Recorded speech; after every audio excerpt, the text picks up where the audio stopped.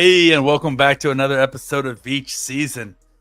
I am your host, well, one of your two hosts. We have Dose hosts. Hosts. I am one of two Dose hosts here on your recording on your wonderful Cinco de Mayo, which commemorates my people, my Mexican brothers and sisters, my forefathers, defeating Napoleon's army, the Frenchmen, in the first Battle of Pueblo. 1892, I think it was. I could be off on the year. I'm not a historian. Don't quote me on it. But it was at the Battle of Pueblo, defeated the French momentarily. They ended up coming back eventually, and then beating us and taking the town. But after that, eventually, as part of their peace treaty with the United States, they had to do a ceasefire with the Mexican people. But anyway, Corona sells a lot of beer on this day. And so this is the Cinco de Mayo is the Valentine's Day of the Mexican people. It's not a real holiday, but it's a reason to drink. And so cheers to that. Here with my other dose host, my main boy, my main squeeze, my Valentine, my personal emotional Valentine. Kramer Sansone, what's up, buddy? How you doing today? What is going on, Rocky? It's been a heck of a week. I'll tell you that right now, whether if it is sports related or non-sports related. And I'll tell you what, I'm happy to talk to you tonight. And also, 1862 was the Battle of Puebla. I was only off by 30 years. I was only off by one Taylor Swift, or she's over 30 now. She was 30, I think. Well, everybody was 30 at one point. At some point. 30. I'm not there yet. Everybody who's older than 30 now was 30 at one point. Fact, knowledge drop. It's true. Not there yet. Soon, in about 3 years or 2.5 years. Yeah. Oh my God, Krame, I'm way older than you. We know this. I am 42 years old. Will be 43 years old this year. And I have two children, ages 3 and under. And do you know what the best day of my week is? Mondays. Everybody's like, oh, you got a case of Mondays? I love Mondays because that means that daycare is open again. And I'm not trying to keep up. Like literally playing with my kids on the weekend. I love my kids and I play with them all day long because they're the best part of my life. But it's like Danny Shelton trying to play man coverage on Tyreek Hill for 16 hours straight. Like that's what my Saturdays and Sundays feel like. I can barely walk to sit down in my office and sit in front of this microphone. My arthritic ankle is just like throbbing while I'm sitting here right now from trying to just run around with a 3-year-old all day long like I'm a young man like you. You need to drop back into zone coverage next time, okay? There is no, see, my wife plays deep zone over the top, right? She sits back and she catches anything that gets by me. But like I'm the one that's down there playing press man coverage off the line and climbing the jungle gym, wrestling. Fireworks are legal here year round, and he's discovered fireworks. We made ninja swords today too. Wait, so you can light fireworks off any day? Any day of the week. Any day of the week. Is it because of Disney World? No, it's because Florida's an insane state full of insane humans with insane rules. And like, we can't do sports betting, but I could shoot a Roman candle off at 2 a.m. on a Sunday. That is wild. On Easter Sunday, if I wanted to. Like, it doesn't matter what day of the week that I shoot off a firework. And yeah, it's like literally like the Florida legislature is just a bunch of alligators in a room. Like, there is no rhyme or reason to the laws of this state. Hey, they love their fireworks. The place where we live. Yeah. But, exciting news also. I know we are way off track on this episode so far. We have a lot to get to. So a local Kansas City spot, Meat Mitch, right? Barbecue. Mm-hmm. They just started selling their barbecue sauces at Publix Superstores, which is a southern grocery store state, which means exciting news for me and everybody else. We have Kansas City barbecue sauce at my grocery store now. That's awesome. That is a holiday. That is a reason to ring the bell, do some shots, and get hammered over. I love my people, but forget the Battle of Pueblo. We got Meat Mitch barbecue sauce at Publix now. So, heck, let's keep the hot topics trending because you know what's up right now? What's hot with Krame Dawg? What is hot with Krame You know Dawg? Krame what? Dawg? So this week, Monday Night Raw was in Kansas City. So that meant, you know what? I had a prediction. I thought a Chiefs player would be there, but I didn't realize the Chiefs player they're going to have is the one and only Sir Patrick Mahomes. I think he should be knighted. He's Sir. Yeah, he strolled up, hanging out with old Logan Paul, who's the United States champion, and he got himself into a work. Actually, gave Logan Paul his Super Bowl rings just to punch Jey Uso, main event Jey Uso. He's a face, and Logan Paul's a heel. The thing is, Jey Uso ducked, and JD McDonough took three Super Bowls right to the cranium, the skull, right to the head. He was knocked out. Later on in the night, JD McDonough came out. His face was all purple from the of course the bruising. But yeah, Patrick Mahomes played the heel in Kansas City a little bit, wanting to give Logan Paul some rings. That's crazy, right? And first of all, I think that he'd be Lord Patrick Mahomes, Lord. and then Trey Smith and Creed Humphrey, who are also in attendance, would be the sirs, right? Because they're the knights that protect him, and he's Lord or Sire Patrick Mahomes. Which is funny you say that, Prince Mahomes. Trey and Creed were both there, and when Braun Strowman came out, Braun's like dude, you literally gave him like a weapon. Braun sized him up. Then, of course, Creed and Trey had to stand up to size up Braun, which that was hilarious. Nobody puts a finger on QB1. I don't care who you are. Nobody touches QB1. It doesn't matter. That's awesome. I also saw that, when it opened up, that it looked like Creed and Trey were in the ring there for a minute with Mike Borgonzi's son. What was up with that? So it was paying tribute to the victims that happened during the parade, and also the kid got into the ring that was the one that Trey Smith helped console up in the Union Station. Yeah, so that's a good gesture. Yeah, that's Assistant General Manager Mike Borgonzi's son. And I've said this. I mean, we're looking ahead to next year, especially with like the recent draft, and the Chiefs drafted C.J. Hansen and Hunter Norzad, both interior offensive linemen in the draft, and people are saying, oh, well, they're prepping for the future, right? Because they have 3 interior offensive linemen who are going to be free agents next year. But I tell you what, Trey Smith is the one that pulled Mike Borgonzi's son aside and kept him safe and kept him calm and let him hold his heavyweight belt and kept him, and basically turned what could have been a traumatic PTSD-inducing event.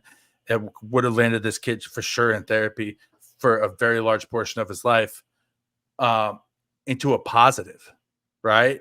And you know what? Say what you want about football being a business. If a dude saves my son and takes care of him like that in that sort of situation, I'm giving him the bag, even if he's not a starting level player. I'm going to go out on a limb and say this to my chest, and I could be wrong, and I could be eating this L this time next year. But I think Trey Smith is a Chief for the long haul. Oh, yeah. I don't think the Chiefs move on from Trey Smith. People feel like it's a foregone conclusion that Trey Smith is gone. I think the Chiefs re-signed Trey Smith. They re-signed Creed Humphrey. They moved Creed Humphrey to left guard, and then Hunter Norzad might step in as a center because Hunter Norzad's played he played all 3 of the interior offensive line positions in college, and then also played tackle at Cornell, right? And so right now he's kind of looking like that swing man, but long haul.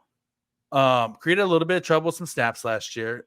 Snapping's not a lot of low snaps from Creed last year.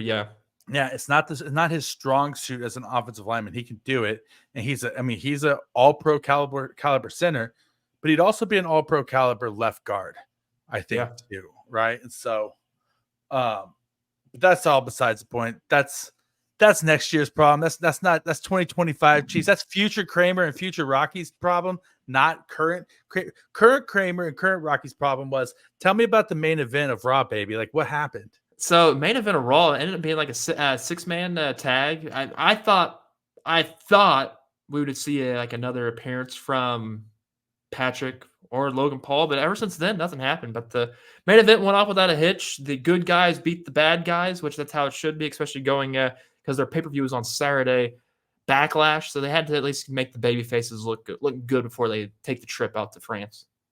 So yeah, no, it was Main event wasn't really that lackluster. And I thought Mahomes was going to come back out to do something, maybe jump off the top rope. That wasn't going to happen. I know, and like I was a little disappointed that we said we were betting that Kelce was going to do like a draft pick. In. Yeah, right. And like somebody was going to make fun of T Swift, and he was going to come in out of the stands, but no, he was busy this week. Oh, he was a busy boy, and we'll get to that here in a bit. But that Travis Kelce, I tell you what, there's no stopping his social calendar. He is just a busy bee going from place to place. He's checking off side quests as we speak. I would love to live a day in Travis Kelce's shoes. That would just be cool. I think. Like, I mean, besides like just the fact that he's the greatest tight end of all time, and he's dating Taylor Swift and all these other things. I don't know. It just seems like if I had a freaky. Okay, here we go. Curveball, calling an audible at the line on this podcast, people. Kramer Sansone. If you could Freaky Friday with any Chiefs player for a day, who would it be? Ooh, put me on the spot like that. You know what? I think Chris Jones. I feel like he's just like he lives just the chillest, make sure he's not really seen out in public. I would just love that type of chillness. Because I think Stone Cold Jones would be amazing, just to switch around Freaky Friday wise. I think. I'd hope. I think they'd want like a low key one. I think like Trey Smith might be a pretty low key Freaky Friday as well, or Creed Humphrey. Like you would probably just be watching like or Joe Thuney. I think any offensive line. I feel like if you Freaky Friday with Joe Thuney, you would just probably be watching like reruns of Naked and Afraid, like on streaming all day, or like some sort like what's that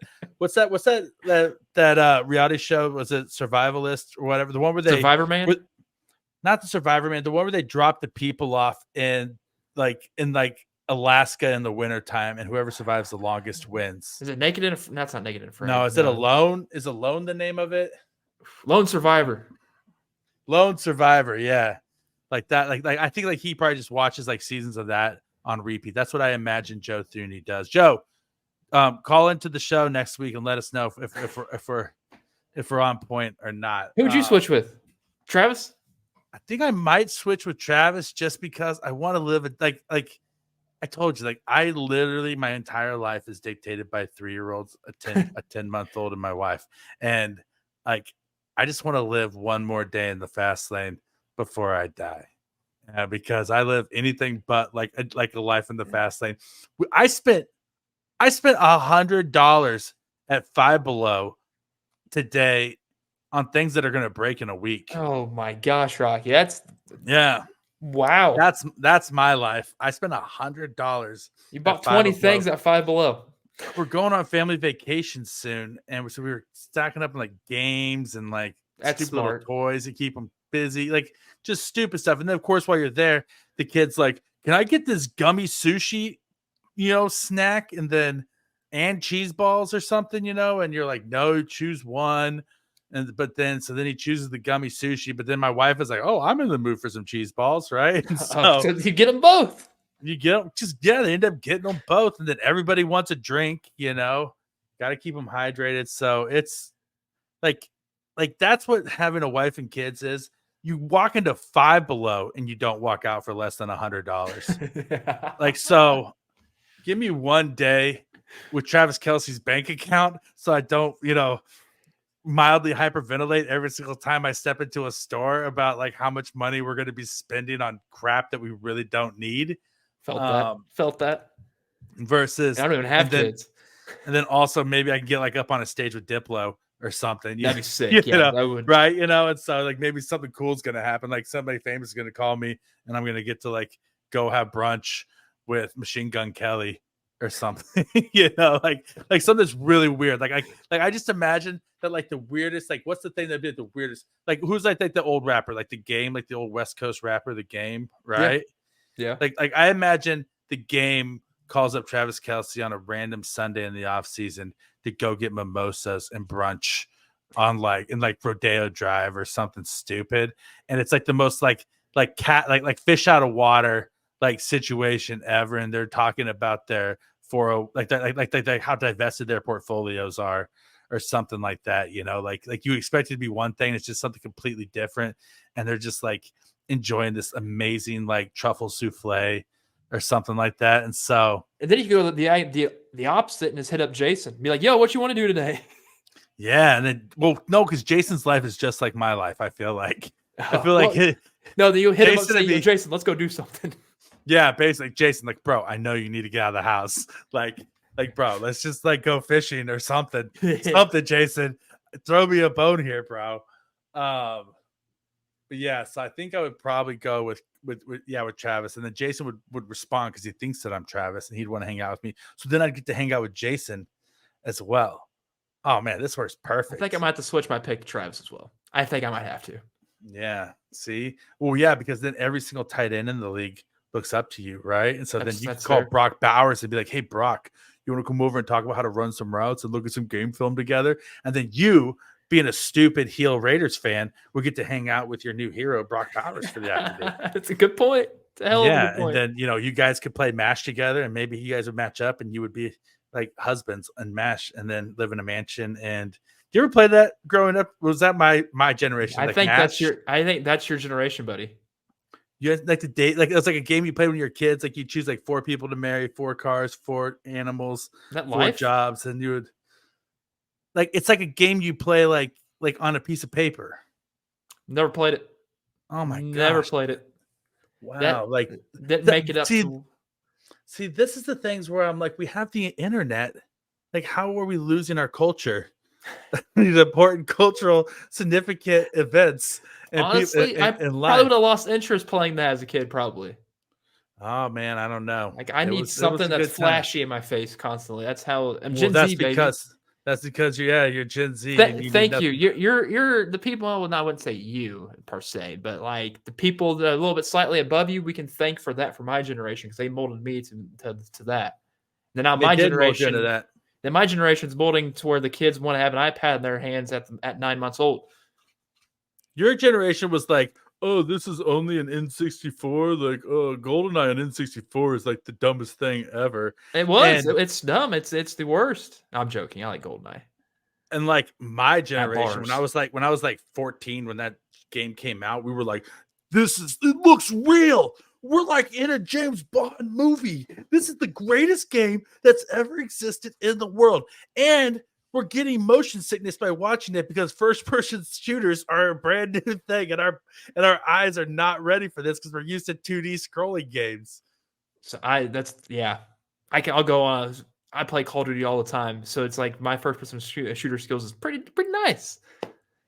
Yeah. See, so, well, that's what's hot with Krame Dawg. Oh yeah, that was the most meandering, country road we've ever taken home on that one. Trust me, I've been on a couple of those the past 24 hours. Oh yeah, you went to a wedding this week, yeah, right? out in Horton, Kansas. Yeah, there's a lot of dirt roads, gravel roads, you name it. You know what they say about Horton, Kansas?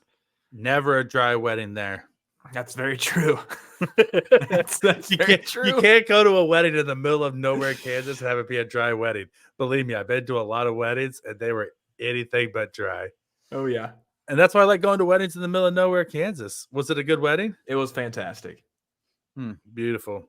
The bride looked amazing, I'm sure. Yes, bride and groom, definitely 100%. Bride and groom both look stunning. Shout out to the Evanses. Evans. Congratulations, Evanses. I wish you guys many years of happiness. And if you guys have a family someday, of exhaustion, but it'll be the best exhaustion you've ever had. Just like here's the deal. Like kids, I don't think they're having kids, by the way. No, perfect. They've already agreed upon that. That is such a wise decision.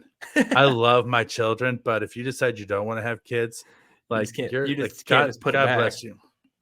Yeah, and here's the thing: like kids, don't do drugs. Don't do drugs. Parents of kids, you might want to start smoking meth so you can keep up. That's a Florida take right there, baby. Like it's the only way you're gonna keep up. Yeah, cocaine or meth. Those are your only 2 options. Otherwise, it's a losing battle. I'm obviously joking. Don't do meth, parents, either, because then your kids end up homeless and Yeah, that's you very end up true. homeless and you look like gross. So anyway, but we digress. Rookie minicamp is going on right now. Yesterday was the first day of rookie minicamp. Xavier Worthy was at the podium, said that he is playing at that he weighed in at what I think it's like he says like 165 now, and he's planning on playing at 171 to 175.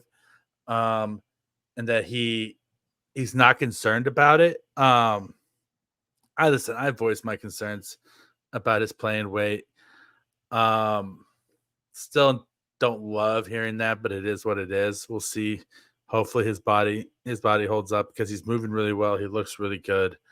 He also said that he played more X at Texas than anything else, like X receiver, which I don't see him playing a ton of X receiver here, but he's a really well-spoken guy. But rookie minicamp is what rookie minicamp is, which is a complete and utter shit show.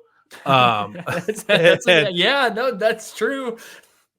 It's just like 95 guys who have never played together who are all trying to show off and like half of them are trying to show off and make the team because they're unrestricted free agents or tryout guys and trying to make their mark. And there's just no structure.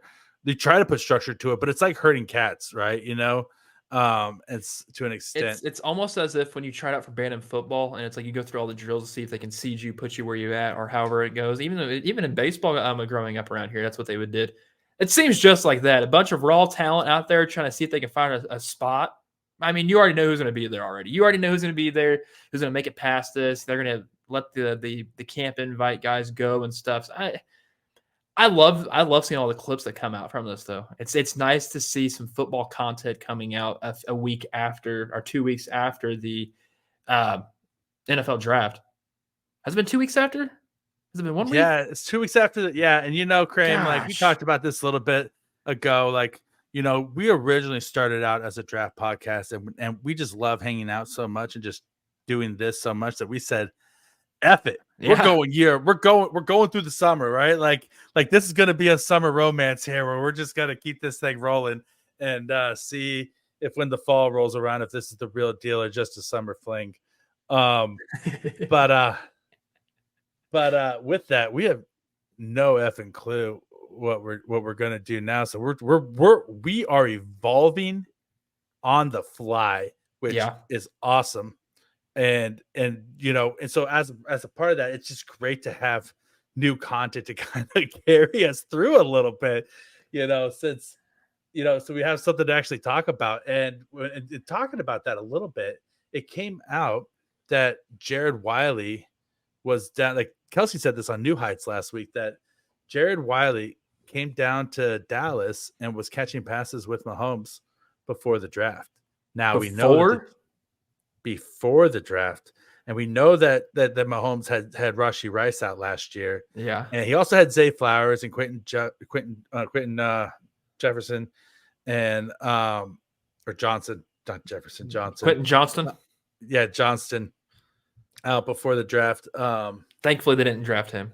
No, they didn't draft him, but it's almost like a little bit of a guessing game now of, okay, so which person do we not hear them talk about at all before the draft that they actually flew? Well, they didn't have to fly Jared Wiley out because he's from Texas, but that they actually brought in to run routes with Mahomes, right?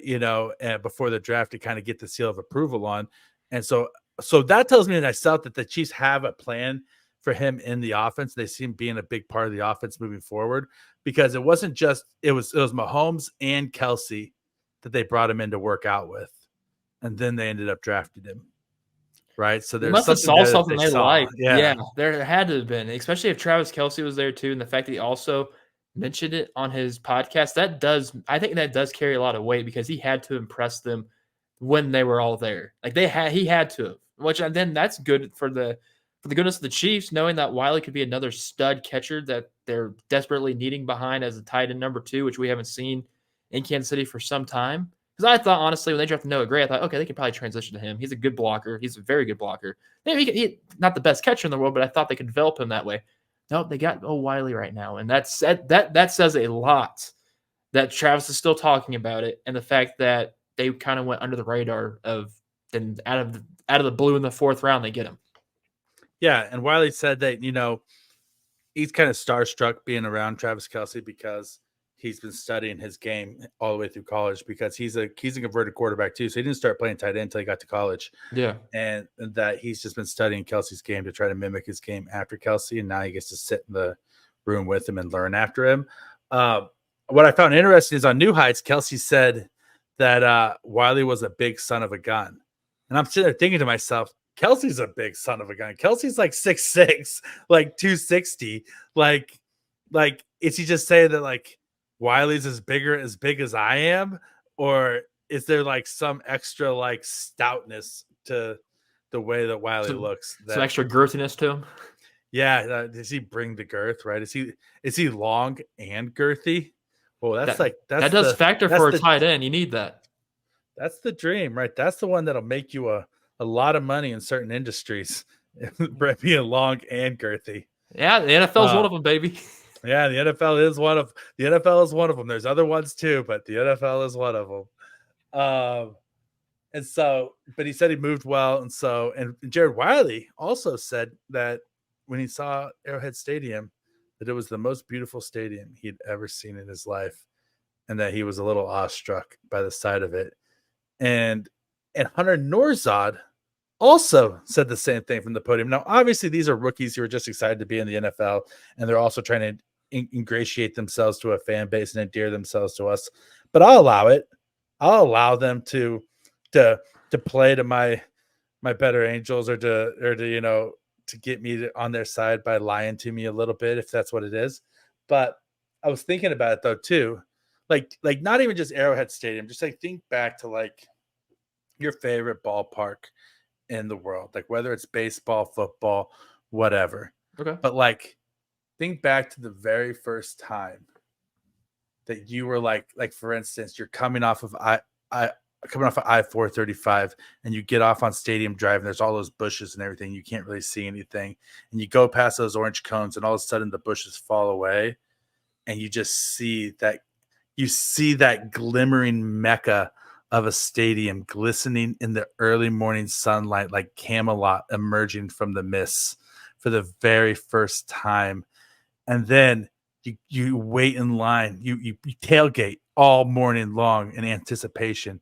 And then you wait in line to get into the stadium. Depending on where you're sitting, maybe you're not sitting. You're not. Yeah, sitting. You're not sitting, but maybe where your seat, quote unquote, seats are, whether it's the lower bowl or the upper bowl, regardless, whether you're walking up, whether you walk out on that upper deck, or you kind of descend down the lower bowl. But the very first time you emerge into the sunlight, but you're inside of the stadium. And you just see that green field and those beautiful men out there on the field warming up and throwing the ball around. And it just fills you up inside. Like it just fills you with a sense of like excitement and awe and wonder where you're just like, hell yeah, this is my place. Right. And it's the same thing when you go out to the baseball park, like on opening day. Right. And you get early for BP and you hear the sound of the ball coming off that wood bat like that. Like each time, right? And you see the green grass and you can smell it's freshly cut. And oh man, there's nothing like seeing that field for the first time. You know what I mean? Heck, even when I was at Draft Fest, I couldn't remember the last time I was actually there with like that. Not like a lot of people. Like when I went there, I'd been there like 2019 Raiders game where the Raiders got the shit kicked in. And I think it was being like 50 something, like 12. That's what the final score was. That's the game I went to. It was terrible. I didn't walk around the concourse at all or anything like that, but I walked around the concourse a lot during Draft Fest and like experiencing it, like acting like it was my first time going there. Once I got on the field, my goodness, yeah, I could see why Hunter and also Wiley. I could see why they were like, yeah, no, it's beautiful. Like I get it, I understand. Speaking of draft fest, Kramer, another curveball that we didn't talk about until now. You got to meet my hero. Yeah. My personal hero, my very first, like as a draft analyst, draft crush that I ever had. the great Tamba Hali. You got to meet Tamba Hali face to face. Yeah. Look at that beautiful man and talk to him man to man, human to human, right? Like he looked at you and you looked at him and he was like, you're a human who exists. Yeah. And I know that you exist. Yeah. I actually got him to laugh a little bit, got him a little chuckle.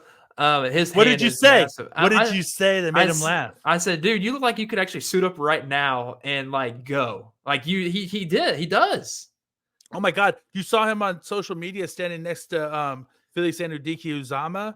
And dude, he looks like he's more jacked and like he looks ready to go. Like, like you looked at him and Anudike Uzama, I think needs to put on a little bit of weight. He's looking a little slim there to play D end, kind of with the Frank Clark like workout plan right now. It looks like a little bit, but Tamba, bro, shaking his hand, like dude. Like I'm for reference, I'm almost 6'3", so my hands are the size of 6'2", 6'3" guys.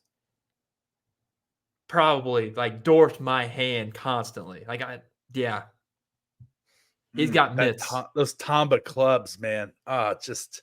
Yeah, that's why he was such a great with that and his martial arts background, but that's why he was such a great hand fighter as a pass rusher. Like just so relentless. Chiefs Hall of Famer now, Tom Hali. Chiefs Hall of Fame. I mean, no, but like personal, like performance, personality on and off the field, what he meant to the team at the time when they drafted him. Like not like nobody deserves it more, right? Like Agreed. Like you talk about the all-time greatest pass rushers in Chiefs history, and it's DT58 and Tamba Hali. Like those are the two unquestioned people on the Mount Rushmore. Mm-hmm. And I'm so jealous that you got to meet Tamba Hali. It was cool. It was a surreal moment, dude. I really wish you could have experienced it, man. Someday I will get.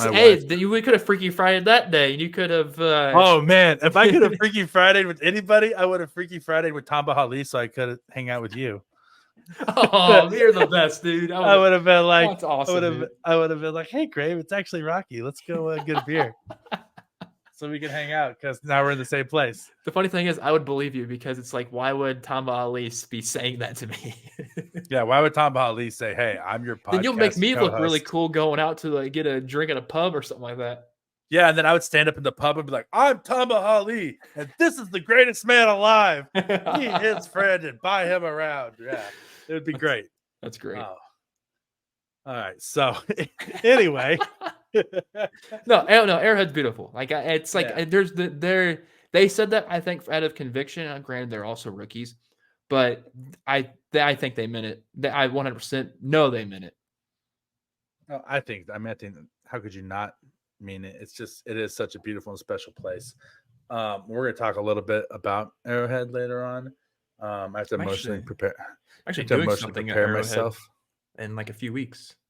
What are you doing at Arrowhead in a few weeks? It's my tease. I'll talk about it next podcast. All right, boys and girls, stay tuned for a tease from our resident tease, Kramer Sansone.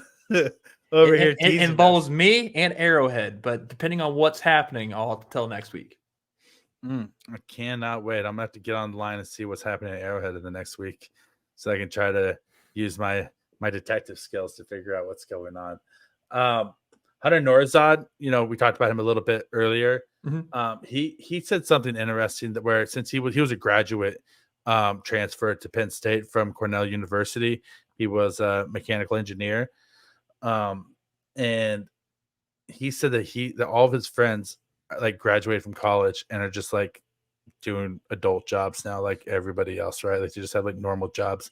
And he said that he was excited because now he has a job and he can like go to work and I was like, I just couldn't help myself. I was typing up the article on him for Arrowhead Pride at like 2 a.m. last night. And I was like, bro, your job is not like our job. Yeah, no.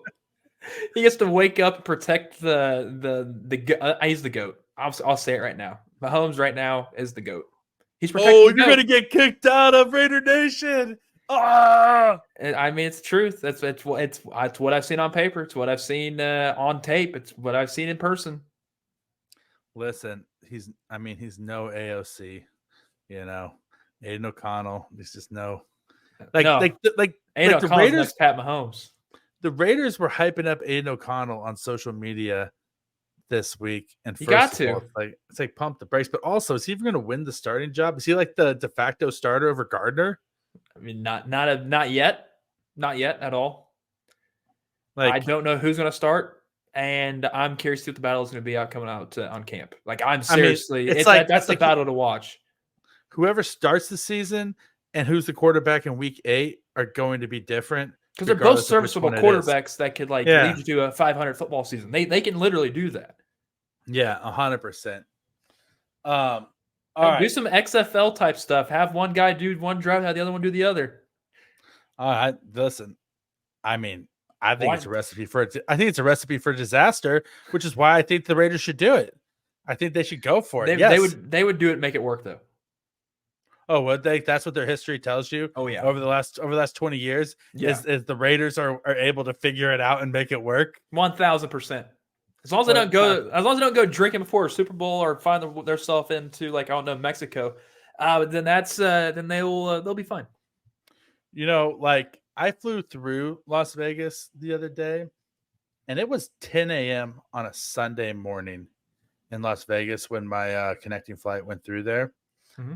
And you've never seen a sadder place than Las Vegas at 10 a.m. The Las Vegas airport at 10 a.m. on a Sunday after everybody's just hungover and broke and just crawling to their gate, just trying to make it to their flight so they can get home and just survive and recover and recuperate from whatever misdeeds they did the night before.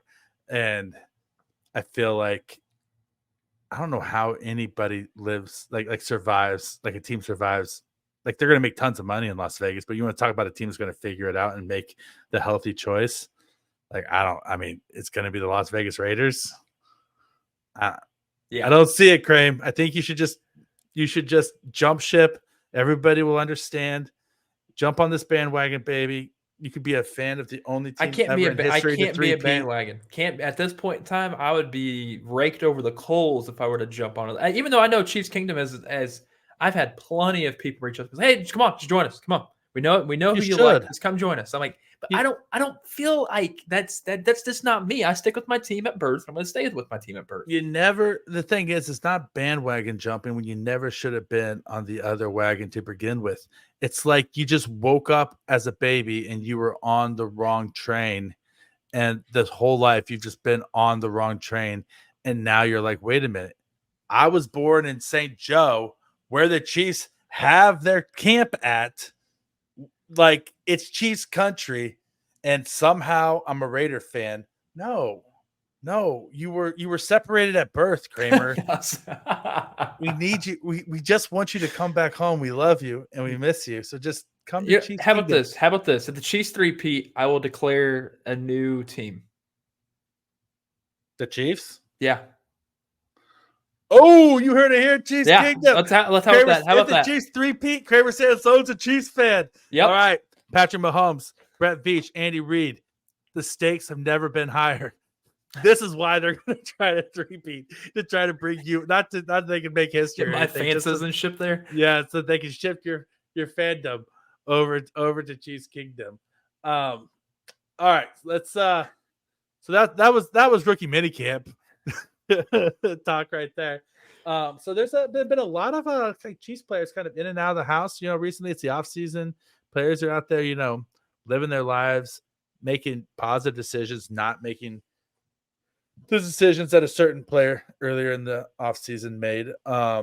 Speaking of Rashee Rice, there was a rumor by James Plamer that the Chiefs expect him to maybe miss up to half of the season, which I saw 6 games.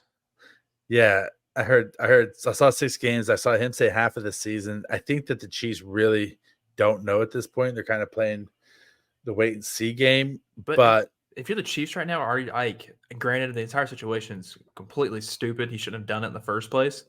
But you think they're okay with it being half the season, knowing that he's just going to be studying tape, staying healthy, and getting ready for the back half of the season? I think that with the addition of Xavier Worthy and Jared Wiley, because I think Jared Wiley's the big one, right? Because you need a guy who can do the white shallow cross in his absence. And so he could do that perfectly. Yeah, he can do that perfectly. And so I think that with the Jared Wiley signing, they are better off. I think they still need to maybe make another additional move if it's going to be that long of an outage. But yeah, I don't think that they're hurt. They're not hurt nearly as bad as they would have been if they didn't have Hollywood Brown, Jared Wiley, and Xavier Worthy on the roster as pass catchers. That's for sure. But Mahomes was at F1 this weekend, and he's living it up. Throwing footballs up in the stands. Him and Kelce own an F1 team together. He looked really handsome and dapper in a button-down linen shirt, which I support. Here's the thing about linen shirts, though. They look great when you buy them, and they look great when you put them on. And then 30 seconds after you put them, 30 seconds after you sit down anywhere, they're just wrinkled to shit, and they'll never be the same again. Yeah, especially try washing them too. They're just going to stay wrinkled the entire time after that. Yeah, and you're never going to get them unwrinkled again. It's like linen shirts are made out of comfortable tinfoil. I mean, that you got a point. And so if you're going to wear a linen shirt, buy it off the hanger, leave it on the hanger, put it on, never sit down, and then just throw it away. Yeah, that's it's the recycling use of the linen for shirts. But you would never feel more comfortable or look better than when you're in that brief window. It's true. When you're wearing it. And then Kelce was at the Kentucky Derby looking very Kentucky Derby-ish. The Kentucky Derby is such a wild event. Like just all the derbies in general, like horse racing, like there's so much money involved there. And it's such pomp and circumstance. And can you imagine the day after that at the airport, a lot of people who's either happy or either trying to struggle back to make it to their flight as well, like you saw in Las Vegas. Well, and the betting books, the sports books around there, for God's sakes, right? Ooh. Like it looks like did you ever see those videos of the strip clubs after the Super Bowl in Miami when the Chiefs I saw it. Were down there, and it was like dollar bills all on the floor. They were shin deep in dollar bills, and Post Malone showed up with a cardboard box that was like 5 feet by 5 feet with stacks of cash and saying, "Here's a Christmas present from Uncle Posty," just handing it out to people in the strip club. And like literally strippers made 6 figures in one night. Yeah. Good for them. Good for them. Oh, God bless them. God bless them. They're doing the Lord's work. I mean, yeah, possibly. It's true. I mean, listen, I am not the Lord, and I don't pretend to know what his work is by any means. I make no like one way or the other. Judgment-free zone over here, baby. I make no declarations for what the Lord's work is one way or the other. And so, listen, I know that you got to support people. You do what you need to do. It was an honest buck that was hard earned. I can say that much. Damn straight it was. So good for them. Good for them. And good for the sports books at the Kentucky Derby. And good for Travis Kelce for getting down there and taking it in. And it's been just checking things off his bucket list or as a quest list of his life, man. I wish I could do the same. Freaky Friday with Travis Kelce. That's what I'm saying. You end up at the Kentucky Derby, right? Like that's like, there we go. Like that'd be another situation where you're like, okay, so I'm going to Freaky Friday with Travis Kelce. And then all of a sudden I'm like at the Kentucky Derby and Rick Ross is probably there also. And I'm just like hanging out with Rick Ross at the Kentucky Derby, or like Redman or something just completely random. Like you see Meta World Peace just walk around. Yeah, like Meta World Peace is walking around in like I like a linen shirt that's wrinkled as shit. Yeah. And like a flat brim like Pharrell hat, like even Pharrell's there. Yeah, well, Pharrell's definitely definitely there. And I'm sure Martha Stewart's there.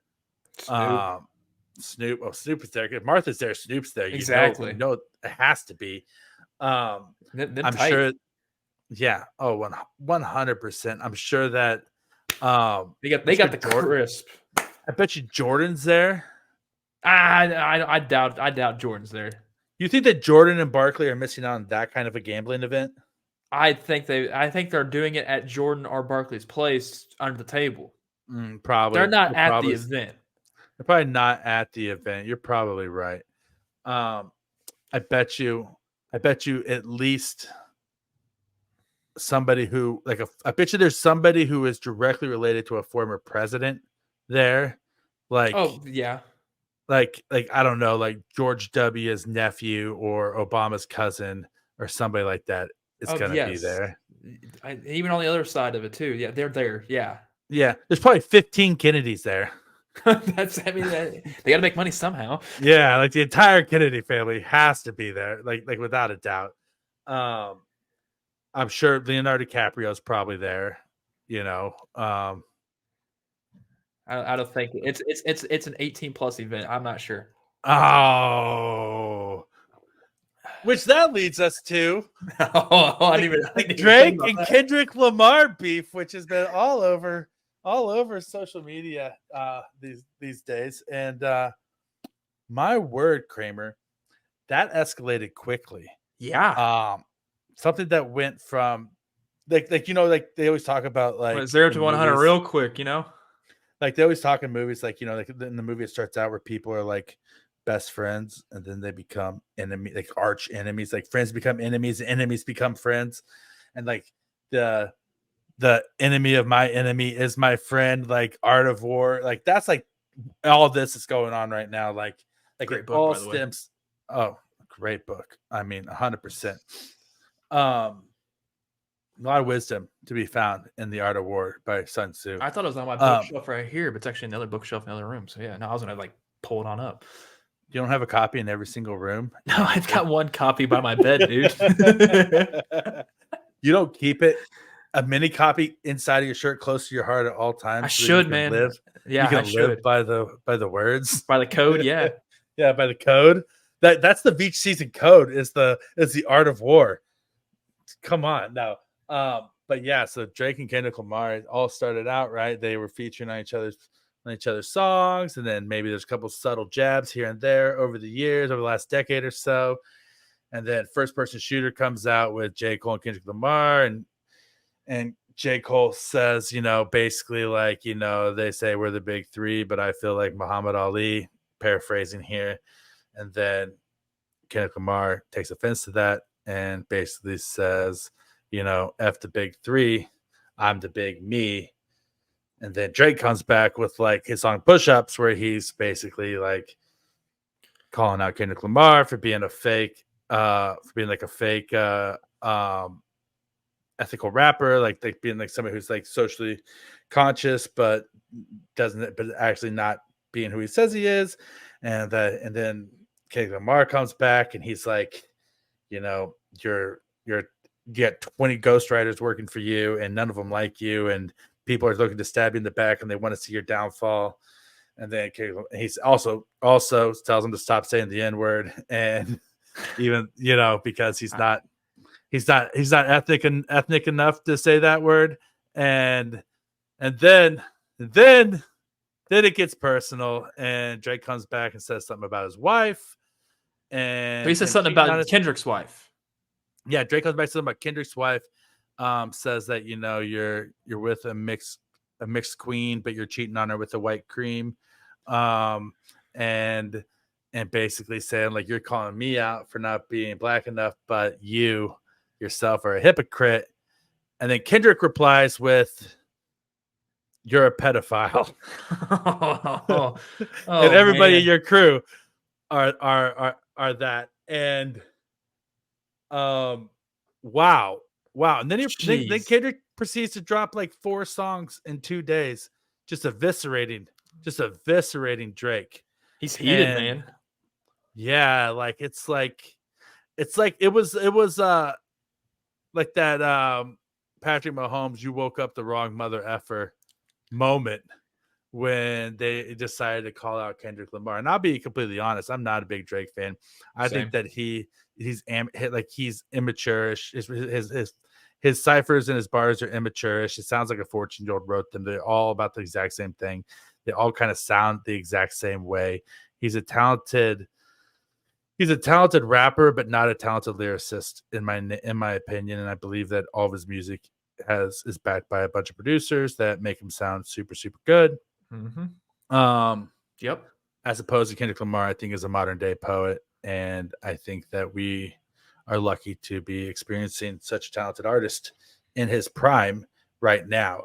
I just love how the entirety of this is J. Cole kind of like started it and just backed up. J. Cole threw the match and then was like, "Oh God," and just like was like. And I love J. Cole. Absolutely love J. Cole. Me too. But J. Cole full on was like, "Time to hit the old dusty trail," and just like I like that SpongeBob meme. I'm a head out.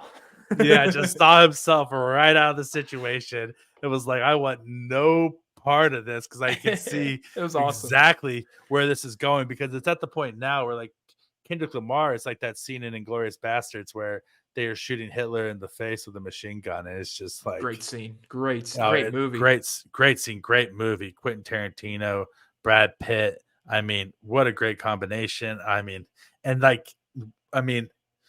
not talking about the Kendrick Lamar Drake situation for a moment, but just talking about the movie Inglourious Bastards. Is there anything more satisfying than watching Hitler just get obliterated on screen? It's just a revisionist history of him getting what's coming to him. Like, what a smart narrative and storytelling decision by Quentin Tarantino for that movie. Buongiorno. Banjorno. Irish is my second best language or whatever. Yeah. Oh, I might go back and watch that now. That's an amazing movie. Great movie.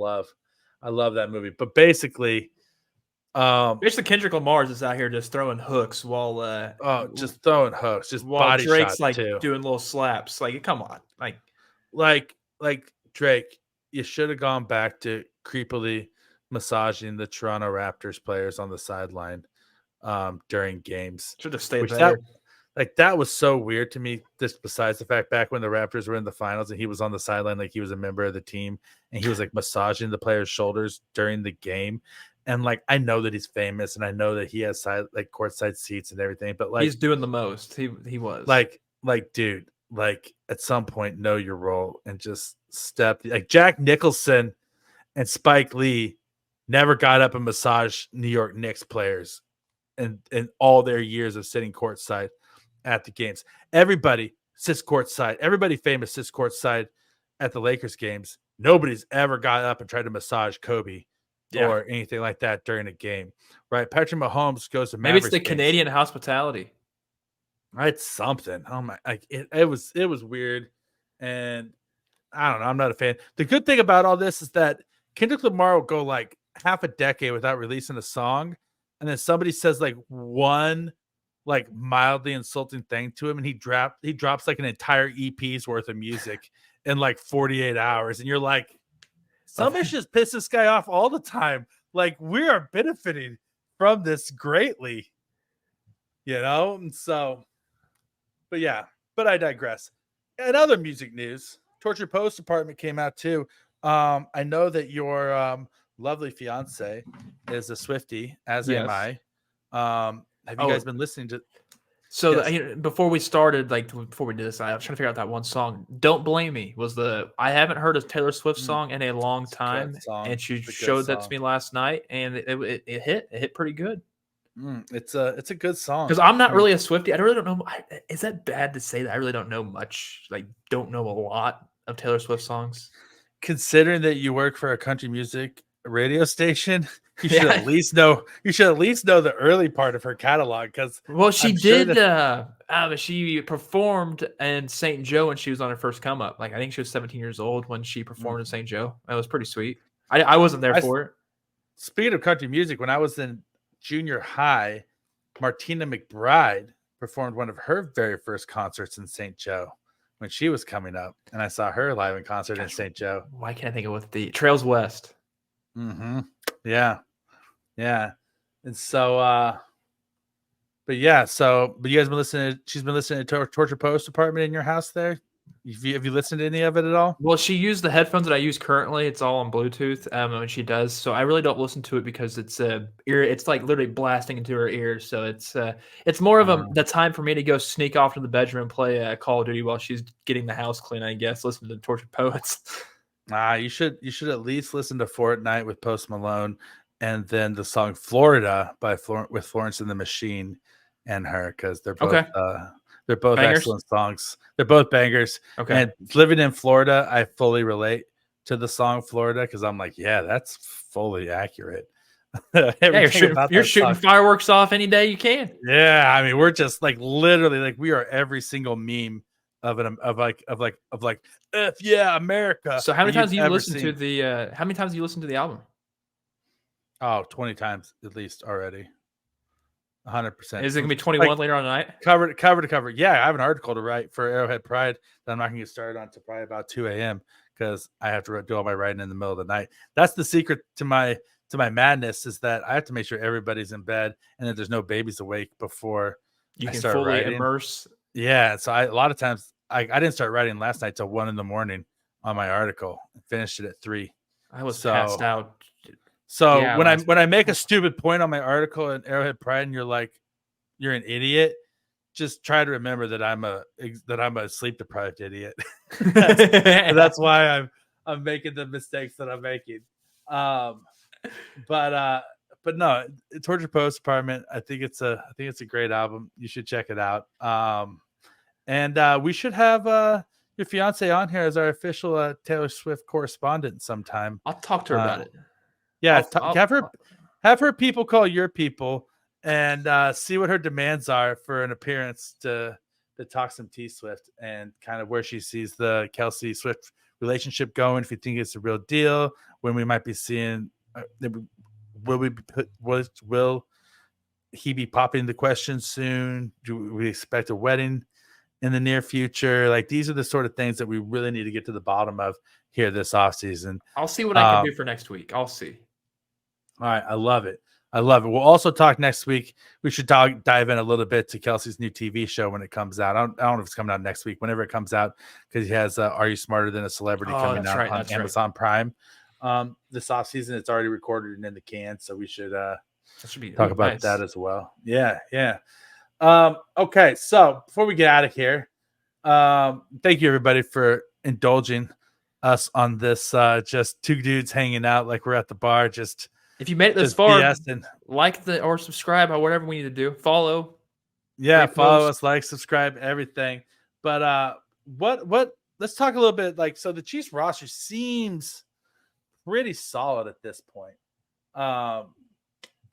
Like, there's no real glaring holes. Maybe you want to bring in a veteran left tackle as an insurance policy. Maybe you want to bring, if Rashee Rice does miss half a season of football, maybe you want to bring in a possession receiver. Maybe you want to bring in a defensive back. Chiefs have 15 after. So the Chiefs restructured Kelce's contract. They called it an extension, but it was already under contract. Is essentially, I think, a raise and a restructuring, but it was two. Yeah. They tore up one contract and gave him a new contract. They added on fake years at the end, act like it's like, but it's those years actually matter. Essentially, it means that like we said, if the Chiefs win the Super Bowl this year, Travis Kelce can walk away and the Chiefs can walk away, but he's also going to be the highest paid tight end in the NFL if he decides to play the next 2 years. Or, well, he's going to play this year, but if he decides to play next year, he'll still be the highest paid tight end in the NFL currently. It's essentially a 2-year deal with an out after this year. But with that, the Chiefs still have $15 million in cap space right now, burning a hole in their pocket. And I don't know about you, Kramer Sansone, but I'm like a 4-year-old with my allowance when it comes to Clark Hunt's money and the salary cap, where I'm like, we're going for a three-peat, and we got $15 million. I don't care if the guy plays or not. We need as many good players on this roster as possible. So what's the final icing on the cake, chef's kiss, cherry on top move that the Chiefs need to make to ensure that they win the Super Bowl? I think you have to get a defensive guy on the offensive side. Maybe if it's an off-ball linebacker, maybe it's a guy that can be like a Leo Chanel rotational guy. But I mean, like, their current free agents right now, Tyus Bowser, Bud Dupree, David Mayo. Heck, even if you want to kick tires on Tanner Muse if you want to. There's some talented guys that are out there that still Yeah. are trying to find a home. And like, if you skip Bud, I mean, granted, Bud Dupree is almost 32. I think he's 31. He still has, I think, has a good enough capability of getting to the quarterback. And that's all I think you need to do. You need to get that head hunter, bounty hunter mentality. Heck, I love Star Wars. May the 4th be with you. It was just the other day. This might come out in the Revenge of the 6th. Heck, I'm wearing my Yoda t-shirt right now. Or no, this is Grogu. Sorry, it's not Yoda. It's Oh, you just lost your Star Wars card. Everybody bully him online, cyberbully him. Okay, he doesn't know anything. Okay. But no, like even Tyus Bowser, like he's under 30, and he reminds me of a guy that's like a bounty hunter trying to just get out there and collect his check because he wants to tackle and take the head off of a guy. So I think if you're going to go with some sort of route, I think the offense is solidified. I think we're set. I don't think they're going to do anything left tackle wise. I think we're going to be stuck with the Kingsley and Wanye, and that's what's going to happen there. We're going to figure out who's going to left tackle to start the beginning of the season there. But I think you got to assess it on defense because defense was the main reason why last year they won Super Bowl. So if they're going to win it again, that defense needs to be well shored up. Yeah, I think on offense, like if they're going to add anything, it's going to be a veteran running back, like a Jerick McKinnon type of player who they're going to bring in, who they can just trust a little bit. But at this point right now, that's Clyde Edwards-Helaire, right? You know, he's that guy. Isaiah Pacheco's your lead back. And then they have a couple of undrafted free agents that they brought in. They like, I think Carson Steele stands a decent chance of making this team. Deneric Prince is still hanging around. So could they upgrade there? Sure. There's always going to be running backs on the market. Running backs are always available. Oh, and they have Reese Zammit, right? They got the who could play running back. Yeah, who is currently listed as a running back. So maybe that's where they're going. So other than that, possession receiver, you got a Tyler Boyd, Hunter Renfrow. Oh God, I would love Hunter Renfrow on this team. I'd buy a jersey in a heartbeat. He would be so cheap right now too. Like I can't see him asking demanding top dollar, any team giving him anything beyond a little bit over league minimum, honestly, after the way last year went. And OBJ was signed this year. DJ Shark was signed this past week. I'm sorry, OBJ was signed this past week. Chase Claypool was signed. The Chiefs weren't in on any of them by all reports. Probably good reason why they're not. Yeah, probably. Right now the Chiefs want no more drama, I think, on their team. They don't no more drama. It's true. No, they're like the Black Eyed Peas. So that was them who sang that song. Was that the Black Eyed Peas? No more drama. No more drama. Yeah. Yes. Right. Yes. That's Black Eyed Peas, right? I hear it right now. Because then Fergie's saying that right now. Exactly, right? So they're like the Chiefs are like Fergie. They want no more drama. They have their fill of drama for the offseason. So anybody they bring in is gonna have to be like a solid contributor and like a team player. So I think that's why I said before, I think Tyler Boyd still makes a ton of sense. But linebacker, like you said, the Chiefs have multiple linebackers who are free agents next year. They have Nick Bolton, who's going to be a free agent. Drew Tranquil, I think he's going to be a free agent. They signed him for 1 or 2 years. I think he had a 2. I think it was a 2. A 2 year. It was a 2 year. Okay. But so they lost Willie Gay. Leo Chanel will be in his 3rd year of 4 years, right? So planning for the future and bringing in another linebacker isn't necessarily the 3-year deal, actually. Oh, Drew Tranquil was? Yeah, 3. How did I miss that? Oh, God bless it. I love that. Never mind. Yeah, screw the linebacker, Kramer. They're going to re-sign Nick Bolton. We're good. I'm just saying for like an off-ball guy that could also be a pass rusher, No, I agree. No, you can't ever have too many. Especially in Spagnuolo's defense, he loves rotating those linebackers and defensive. He loves rotating guys. Well, it keeps people fresh. Listen, he plays defensive coordinator like he's like an NHL coach, just like sending lines of guys in, and I'm all about it. Yeah, it works. Well, yeah, it works. We've won back-to-back Super Bowls, and we're about to turn you into a Chiefs fan because it's going to work a 3rd time.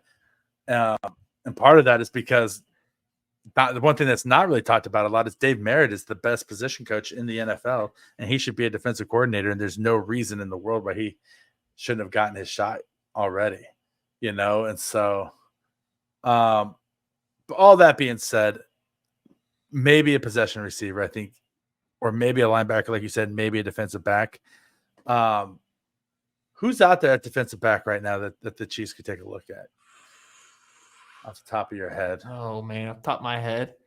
I mean, he'd be kind of pricey, but I mean, I think Justin Simmons is still out there. I think he could take I bet you anything he could take a pay cut just to come.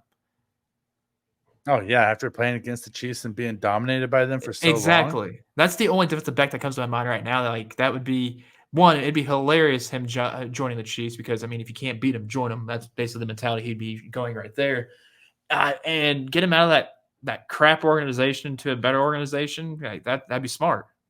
Yeah, and the thing about that too is like there's the Chiefs are going to be like the Chiefs always draft a safety no matter what because they like to have a depth guys there, and C. Spagnuolo plays press man defense enough that he wants to have like that safety blanket a little bit. Plus, he also likes to be able to blitz guys from the box and mix things up so much and play a hybrid. And so because of that, they always want to have safeties, and with he always wants to have one solid veteran safety that he can trust. And right now, that's Justin Reed. Justin Reed is a free agent next year. Are the Chiefs going to try to re-sign him? Maybe. Should they? Sure. He's a great player. I love Justin Reed. He's making a lot of money right now. What the dollars look like, that's not for me to say at this moment. That's future Rocky's opinion that I'll say at that point in time. But I could see them bringing in a guy like that. I could also see, let's see here. Let's look at these free agents I'm on Spot Track right now, and I'm just see which ones are available. So, I mean, Xavier Howard, not interested. Jamal Adams. He can't stay healthy, and he's going to ask way more money to do anything. Yeah, not interested. J.C. Jackson, not really interested. Eddie Jackson, no, he's not at that age.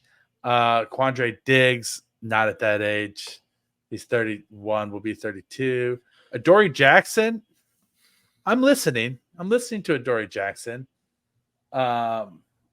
These guys just seem too old.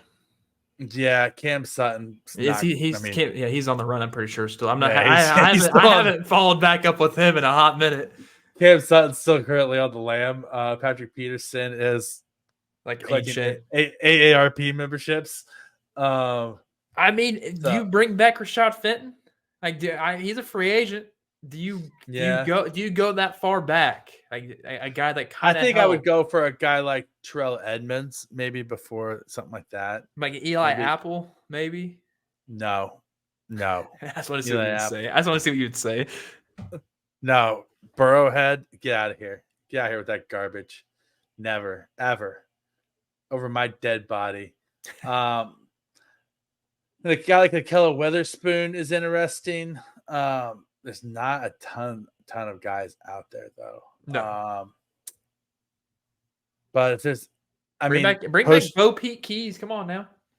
Now post June 1, that might all change, right? There might be some guys that become available post June 1. But Hunter Renfrow, Tyler Boyd, still available. Russell Gage, still available.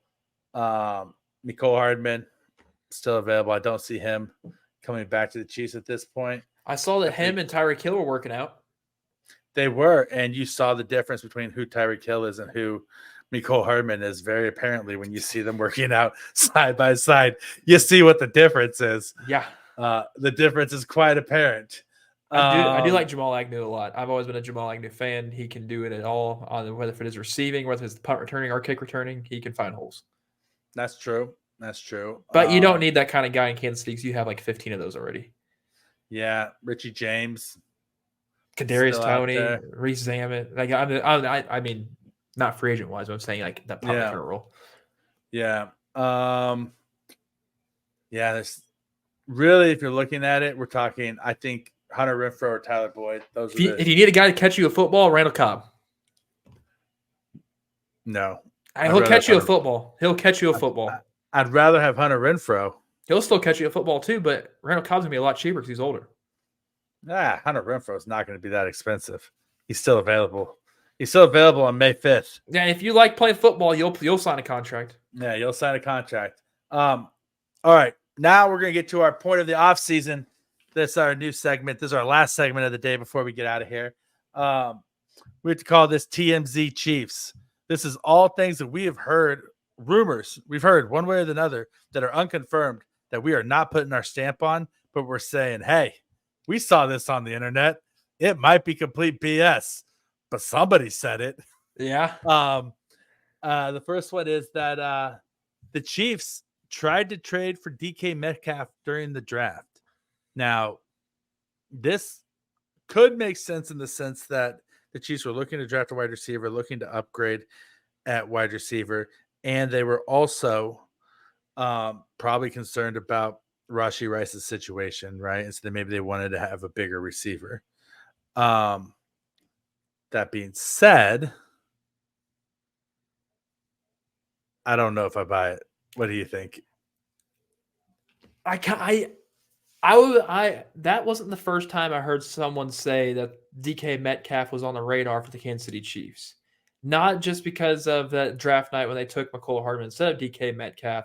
I'm talking about within the last few months. Like, I've seen some report of the Chiefs are very interested in DK Metcalf. It would make sense. I mean, he got paid. I'm pretty sure he's got paid. So he's under contract for extended amount of time. I think that wouldn't have been a bad idea if you trade your first round draft pick, not knowing what we know now with the Rashee Rice stuff, which could have to be a half a season, if most. But I mean, if I'm the Chiefs, why wouldn't you? If you're trying to three-peat and DK Metcalf is a physical specimen, he will catch you the football, he will catch you the deep ball. He's an incredible talent. If I'm the Chiefs, I'm calling on any type of wide receiver that has the capability of what DK Metcalf can do, because he can literally do anything on offense. Do you think that Brett Veach lays awake at night and it's just like, I should have taken DK Metcalf? It's like that Wolverine looking in bed, looking at the picture of DK Metcalf shirtless, just putting his hand there. I could see Brett doing that. Yeah, a little bit. So I can see this being true. Now, if this was true, and that's the type of wide receiver they were going after. So now, two questions: is that the type of wide receiver they were originally targeting, or is it just that DK Metcalf is the unique situation, the unique specimen? Because if that's the case, then why didn't they go for Xavier Legette? It's because I think it's probably contract. That's probably the biggest thing there too. Another one is they already know that the talent is already behind DK. You don't know what you're going to get out of Xavier Legette. You don't know what you're going to get out of Brian Thomas Jr. You don't know what you're going to get out of Malik Neighbors. We don't even know what's going to happen this upcoming season with some of these guys.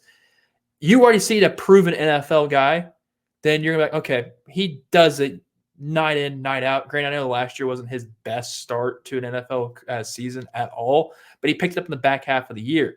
I just think it was just Brett Veach going out there to say, yo, if this guy is available, please let us know because we're very interested. So it turns out, I think this is true. This is TMZ Chiefs, so this may or may not be true, even when I say something. But I'm pretty sure. So I know for a fact DK Metcalf's dad was an NFL offensive lineman, but I'm pretty sure his mom was a sprinter. Was a track and field star. And if you look at DK Metcalf, you think, wow, that's what you get when you mix a track star and an offensive lineman together. Yeah. And I'm thinking about it, if you're looking at starting a family and having kids and you're an offensive lineman, go marry a track star because your kids are going to be DK Metcalf. That's absolutely insane. Shoot. Yeah. All right. I guess that's how you do it, I guess, if you want to make the good ones. Are we buying or selling on this TMZ? I'm buying it. I think this was a strong possibility the Chiefs could have done this offseason. I think I'm buying it too. There was also a report that the Chiefs originally tried to trade up for Amarius Mims and they couldn't get up and get him. And that was their original goal, was to draft Amarius Mims. Well, I think it worked out as their first round draft pick. I think it worked out perfectly what they did this year. Yeah, I think they did great. But I could see them definitely trying to do that for sure. And I'm just saying that because I predicted it and hit the nail on the head with it. 100%. 100%. It was a great pick. Yeah, it was a great pick. All right, next one. Reports are, obviously we talked about Arrowhead. We talked about how beautiful it is.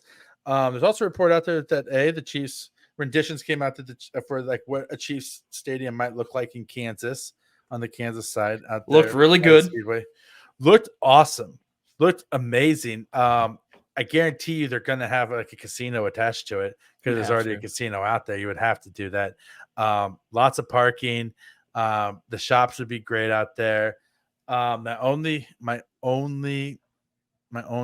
feedback on the renderings was that they had like the white rafters up there for the dome, and just make it a darker color because like that white rafters, I'm just getting too much old school Kemper Arena vibes with those rafters, and so those white rafters, and that's as nitpicky as you could possibly get about something. But other than that, I mean, just a gorgeous rendering of a possible stadium on the Kansas side. The other rumor is that the city of San Antonio may be trying to throw their hat in the ring and lure the Chiefs away to San Antonio.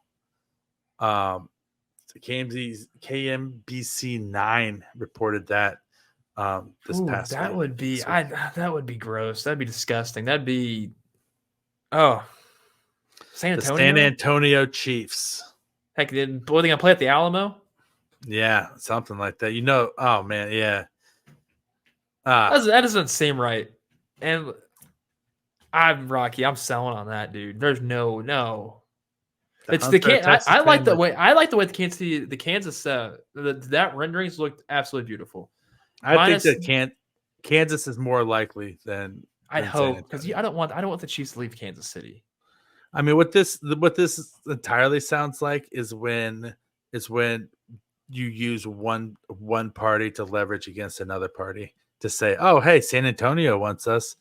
I guess we'll go to San Antonio if you don't give us what we want. It's basically what every single NBA and NHL team and have been MLB. doing with have been doing with Kansas City, though, right? Being like, oh, Kansas City wants an NHL or an NBA team. Maybe we'll, like the Boston, was it the Bruins? Like the Bruins, yeah, they're supposed the Penguins. To. No, Penguins. The Penguins, right? They were like the year that they won the cup. That's what the year they were supposed to be in Kansas City. Yeah, they're supposed to be in Kansas City, but they were just trying to leverage a new deal, to stay where they were at. Oh yeah. So that's what this feels like with San Antonio to me a little bit. The last one is that 49ers are looking to trade either Brandon Ayuk or Deebo Samuel. No report that they'll actually trade them with the Chiefs. I would think that Deebo Samuel is the more likely of the two to be traded, simply just because there's more overlap with Deebo Samuel and Christian McCaffrey than there is with Brandon Ayuk and anybody else on that roster. What do you think? Buying or selling that the 49ers are going to trade one of those two guys? I think that does happen. I'm buying. I'm at least one. I know Brandon Ayuk doesn't want to be there, but money talks, and maybe get Deebo out of there. They reached like, yeah, okay, he'll stay. Like I think everybody Deebo's gonna be the one that's gone. Yeah. If you were going to trade Ayuk, why didn't you trade him during the draft? Exactly. So you could replace him with a historically talented offensive draft class. I mean, the only thing I can think of is that teams weren't offering as high a draft capital as they wanted for Ayuk this year because the wide receiver group was so deep, and that maybe if they held on to this year, they can get a higher draft pick next year's draft for him because maybe because it's not going to be as deep as a wide receiver group, and teams needing a wide receiver are going to be giving up premium capital to select a guy. Sorry, my cat's going crazy. Your cat's got opinions. Your cat's got opinions on the TMZ stories of the week. Any other hot goss that we're missing out on that you can think of? I know that the city of Jackson County, there's a guy on board that's trying to get an extension of the 3/8 cent sales tax for just the Chiefs only to stay in Jackson County. Oh, God bless them. But at the same time, the Royals are on a heater, man. They keep the Royals around too. Exactly. Royals looking great right now. And they lost back-to-back games, but it's okay. It doesn't matter. The Royals are awesome. They're awesome this year. Salvador Perez might be the best power hitter in Royals history. Yeah. Like in a small sample size, you could say Bo Jackson more natural power. Consistent though. Not as consistent, not as good of an eye. Swung at everything. Was an all or nothing kind of guy. Steve Balboni didn't have the same longevity that Salvi has, and Salvi broke his record, right? Or was that Jorge Soler that broke his record? I think they both did, right? Yeah, they both broke. They have, yes. They both have broken Steve That 38 Balboa's. home run. Yeah, no, Yeah, they've they gotten both past that. Yes, they both have gotten past it, right? even Mike So, Moustakas gotten past that thing. well, there we go. Mike Moustakas, greatest power hitter in Royals history, Okay. right? Bob the Hammer Hamlin, maybe his rookie year. Maybe Billy Butler. Yeah, Billy Butler, Mr. Line Drive hitter. If there was ever a line drive hitter, it was Billy Butler. Yep, his home runs are very accidental. Very accidental. Like the baseball never got higher than 10 feet off the ground when Billy Butler hit it. He smacked the crap out of it though. Yeah, he barreled it up every single time, but it was definitely just a line drive. Frank Thomas was the same way. Like he hit a ton of line drives throughout his career. He hit a lot of home runs. Yeah, but there are a lot of accidental ones too. He was not like a towering like type of home run guy. He had a lot of line drives. He just should have changed his launch angle. I think that's all it was. He just needed to change his launch angle a little bit, and he would have been like rocking them out of the park even better. But yeah, no, I can't think of a better power hitter in Royals history. Let us know in the comments. Who are we forgetting as a better power hitter than Salvador Perez? Because I think that George was more of a contact guy. George was definitely more of a contact guy. Even though didn't he hit like 300 home runs? Yeah, and 3,000 hits. George is the dude. George, way too much pine tar. Way too much pine tar, George. Listen, George Brett is probably the greatest Royals baseball player of all time, without a doubt. He's a Hall of Famer. He is a treasure to this city. He is also, I can't speak for the man now in his elder age. In his younger years, he was also a grade A jackass. Like off the field to people. He was the greatest baseball player, and he acted like he was the greatest baseball player, and he knew that he was the greatest baseball player.